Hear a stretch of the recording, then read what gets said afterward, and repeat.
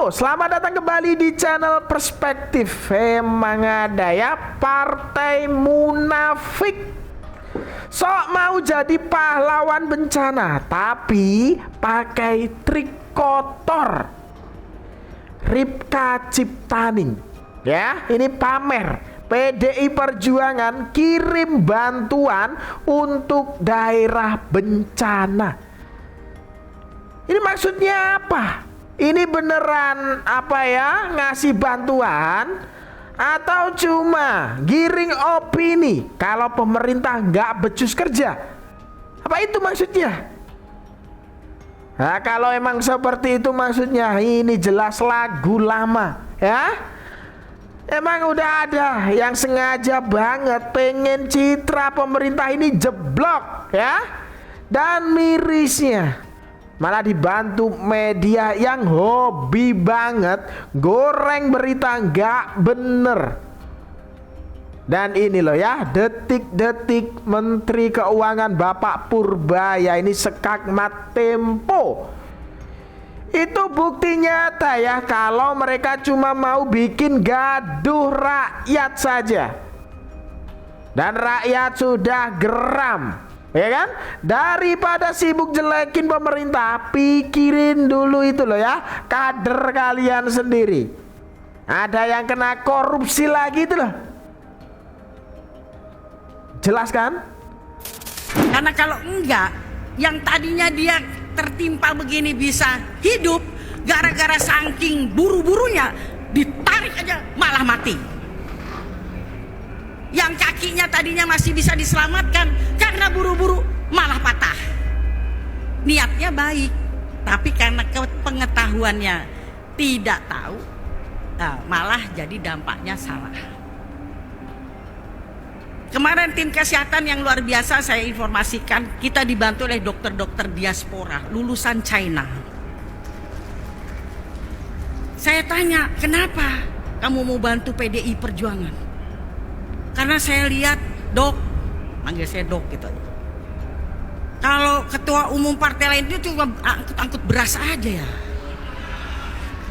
Tapi Ibu Megawati tanpa bersuara menyuruh mengirim kapal Mahalayati, rumah sakit apungnya, dengan dokter-dokter tim kesehatannya untuk berkeliling di daerah bencana, ketiga bencana itu. Saya menyiapkan, sekarang ada di Sumatera Barat, di Sumatera Utara, dan di Aceh. Kemarin kawan-kawan itu kasih informasi 3 hari berturut-turut udah hujan. Kata warga, dulu mau terjadi bencana itu 3 hari berturut-turut hujan seperti ini, jangan-jangan kayak gitu. Saya bilang, kalau kau berbuat buat rakyat banyak, pasti Tuhan selamatkan kalian. Apa ya maksudnya Ripka Ciptaning ini pamer soal bantuan PDI Perjuangan ini ke lokasi bencana? Apa PDI Perjuangan ini juga mau provokasi rakyat ya, dengan apa ya, pandangan pemerintah itu tidak bekerja? Ya karena dalam politik ya kan, aksi kemanusiaan itu sering sekali ya dibungkus pesan politik.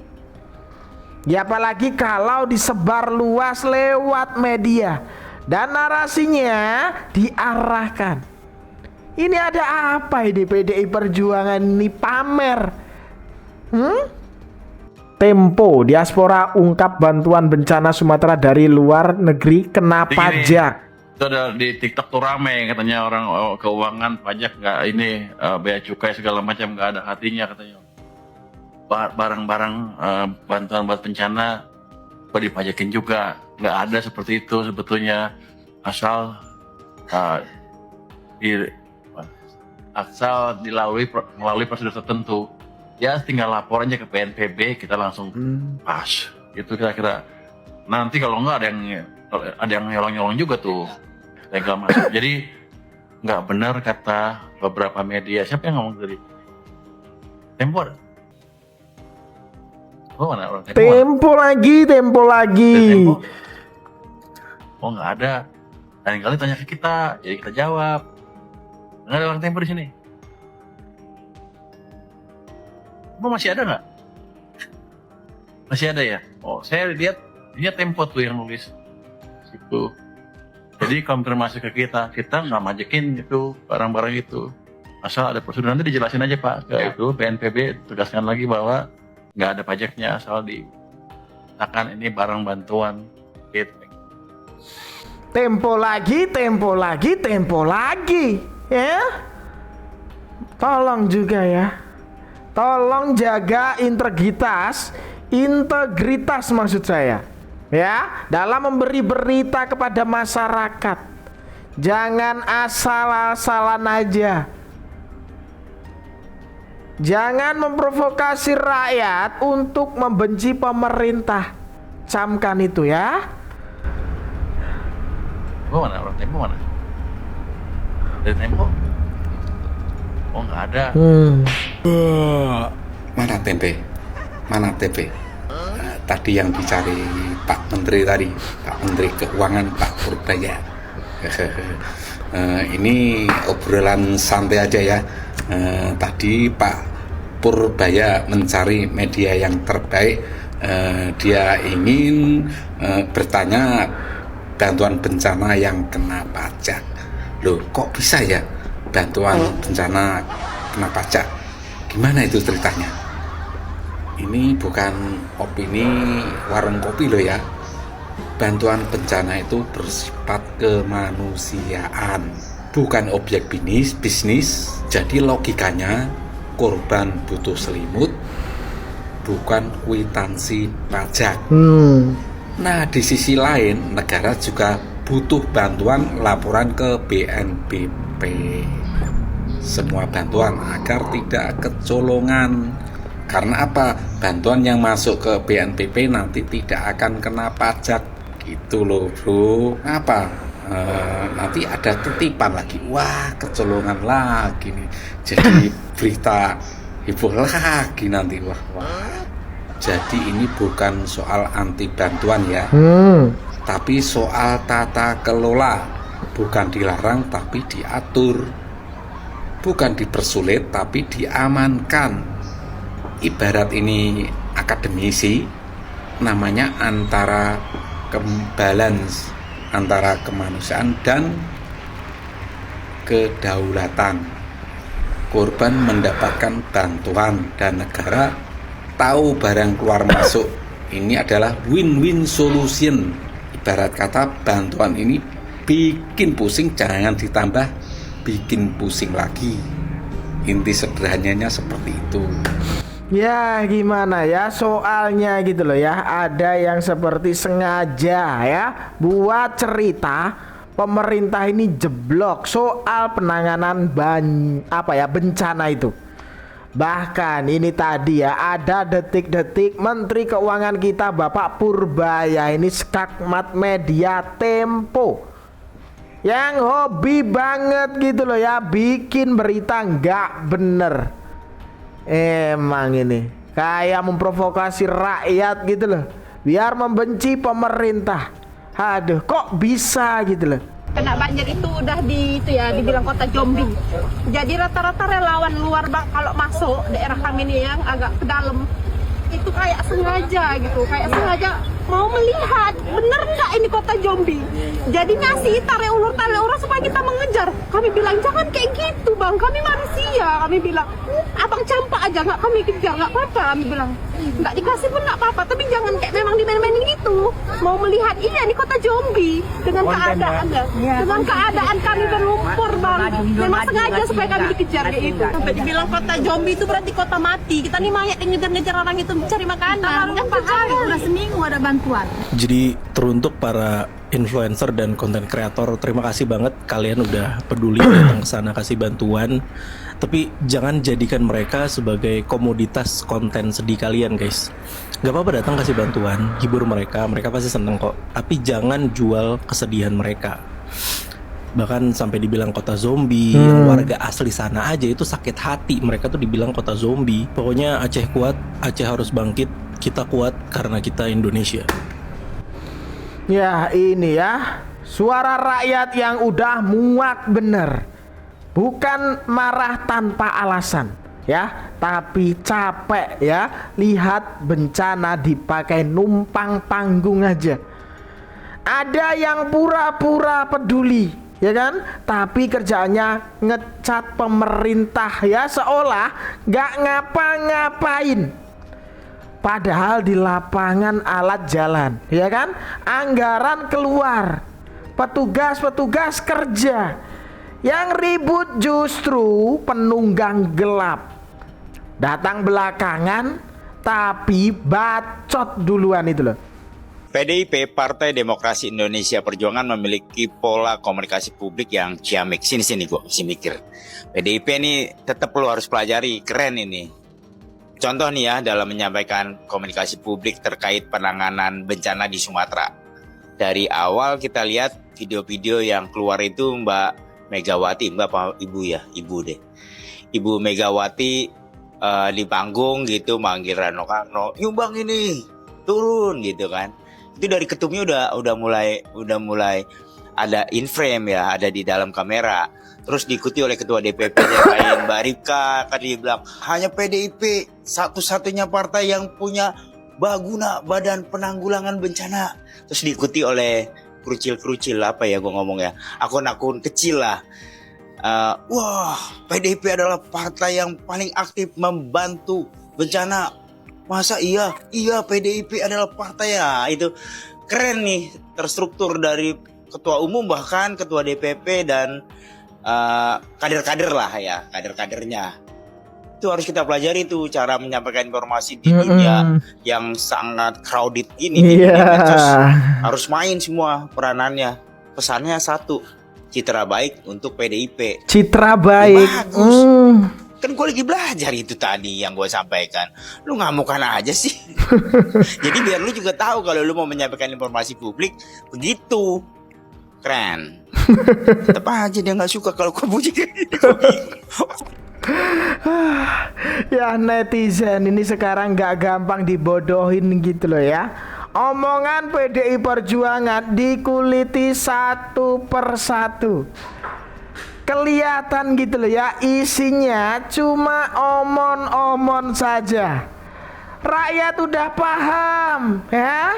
Kalau bener-bener niat nolong, nggak perlu teriak-teriak seperti itu. Ya kalau sibuk cari panggung, ya ketahuan ya kan.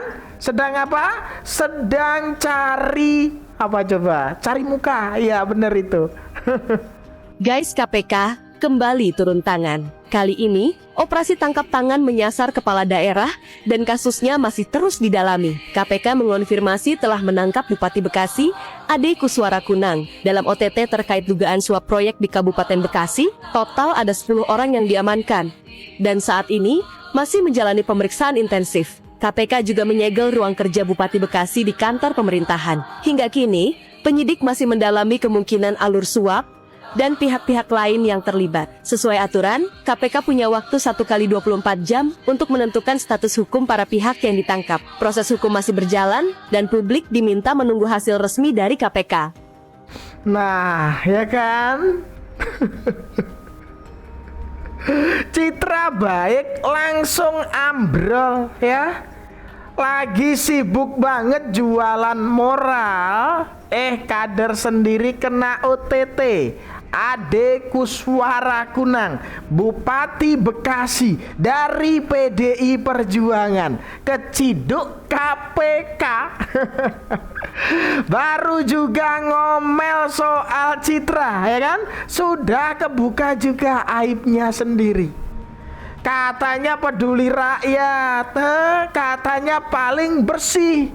Tapi korupsi lagi. Polanya ini loh nggak pernah berubah, itu aja. Ya pertama kita nunggu pernyataan resminya kan. Sampai hari ini kan belum ada pernyataan resminya. Tetapi tentunya saya termasuk yang dekat ya dengan Bupati Bekasi dan sering puji dengan Raja Bongkar. Karena memang sejak kepemimpinan awalnya sangat konsen terhadap normalisasi sungai dan penataan Bekasi yang sudah lama kumuh. Tetapi dan selama ini juga saya kalau bertemu dia selalu ngingetin.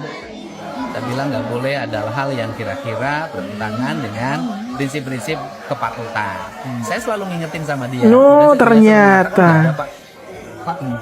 Tapi kalau sekarang terjadi ya itu kan di luar apa yang saya sampaikan selama ini pada Mungkin pesan untuk kepala daerah lain juga. yang lainnya.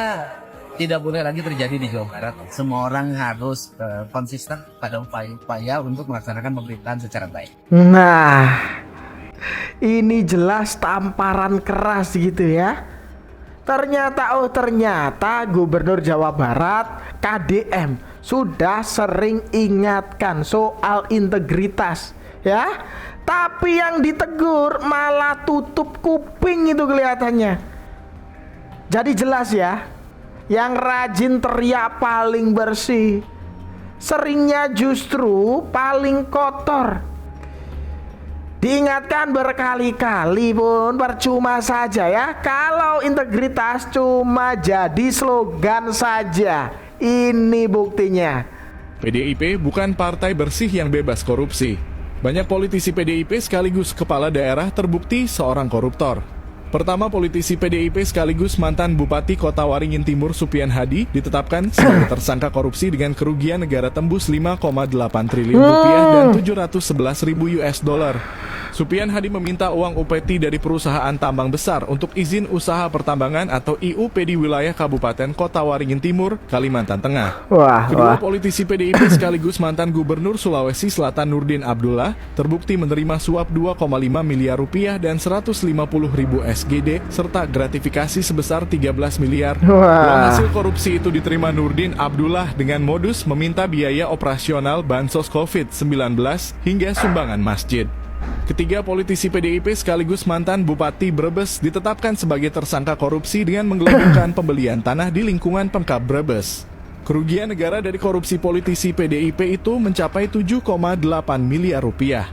Keempat, politisi PDIP mantan Wali Kota Tegal Iqmal Jaya terdakwa korupsi pengadaan lahan tempat pembuangan akhir atau TPA dengan kerugian negara 35 miliar rupiah. Kelima, politisi PDIP mantan Bupati Cirebon Sunjaya Purwadi Sastra terdakwa korupsi menerima gratifikasi dan suap pembangunan PLTU sebesar 64 miliar rupiah dan TPPU 61 miliar rupiah. Keenam, politisi PDIP mantan Bupati Purbalingga bernama Tasdi merupakan terpidana korupsi karena menerima gratifikasi sebesar 1,195 miliar rupiah dan menerima suap 112 juta rupiah.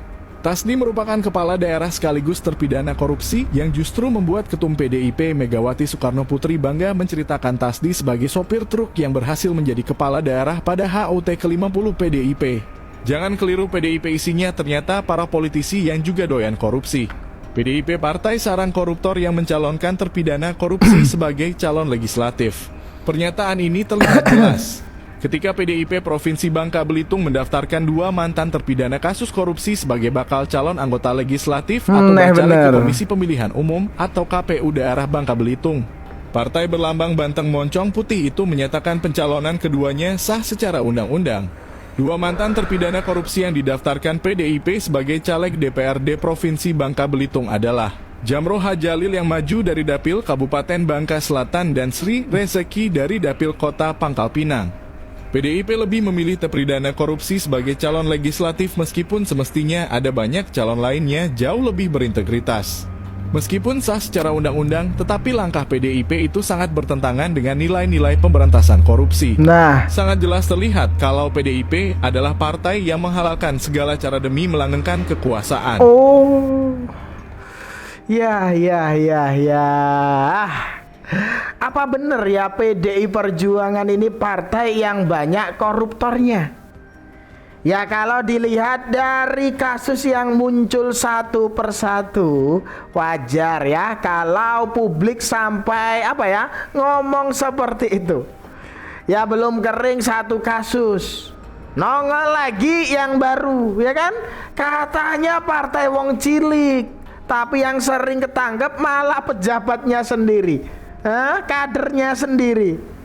Ya makanya jangan heran ya kalau dicap sarang koruptor. Sarang koruptor ini ya makin nempel ya di wajah PDI Perjuangan. Bukan karena rakyat benci ya, tapi karena faktanya kebanyakan nyakitin hati. Seperti itulah.